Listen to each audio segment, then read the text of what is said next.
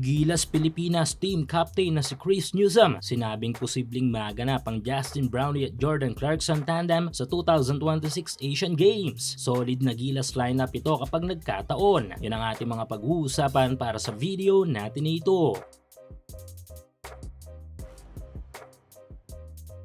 So matapos ang FIBA World Cup Asian Qualifiers ay nakafocus ngayon ang ating national team na Gilas Pilipinas sa pagpapalakas ng ating pambansang kupunan. Para ngayon sa third FIBA window kung saan naman ay muli nating makakaharap ang national team ng New Zealand at ang national team ng Australia. At sa magiging laban na ito ay tinitiyak ng coaching staff ng Gilas at ni Coach Tim Cone na makasilat tayo ng panalo sa dalawang pinakamalakas na kupunan ng mga ito sa Asia. Sayang nga lang talaga mas magiging makatotohanan sana ito kung sakaling mapalaro natin ang ilang mga elite overseas Pinoy players natin sa ating national team. Pero dito sa mga FIBA games ay imposible itong mangyari, lalo na't ang maging local si Jordan Clarkson dahil nga legit naman talaga itong may dugong Pinoy. Suportahan ang inyong paboritong team sa PBA, NBA at NPBL o kahit pa nga sa mga overseas league. Full details sa comment section. Ay sa mga multi-sports event tournaments ay possible na mangyari ito. Tulad na lamang ng parating na 2026 Asian Games kung sana yung rule lang sa pagiging eligible na mga malalaro ay ang kanilang passport ng bansa na kanilang irepresenta. Bagay na magbibigay ng way para sa ating mga overseas Pinoy blooded players na makakalaro sa ating pambansang kupunan na sa local player. At sa event na ito ay possible na matuloy na ang tambalang pangarap nating mga Gilas fans noon pa man. Ito nga yung tambalang Justin Brownlee at Jordan Clarkson. At hindi lang basta-basta usapin ito dahil nga ang mismong captain ng ating national team na si Chris Newsome ay sinasabing malaki ang posibilidad na maganap ito. Pero warning lang ni Newsome ay ang posibleng paglakas din ng ibang mga Asian teams dahil nga sa passport rule na ito at makapagdala din sa kanilang kupunan ng mga bigating mga malalaro. Binanggit din dito ni Newsome ang chemistry kung saan ay bagay na mas importante dahil ayon dito kahit gaano kalalakas sa mga players kung walang mabubuong chemistry ay wala din. Pero sa case naman ni Clarkson at Brownlee ay pareho silang elite players na kayang mag-adapt ng chemistry ng bawat isa. Isa pa, pareho na silang mula sa sistema ng Gilas kung kaya tiyak na ma-adapt nila agad ang mga bagay-bagay sa team. Kaya mas kakaabangan ang 2026 Asian Games dahil dito.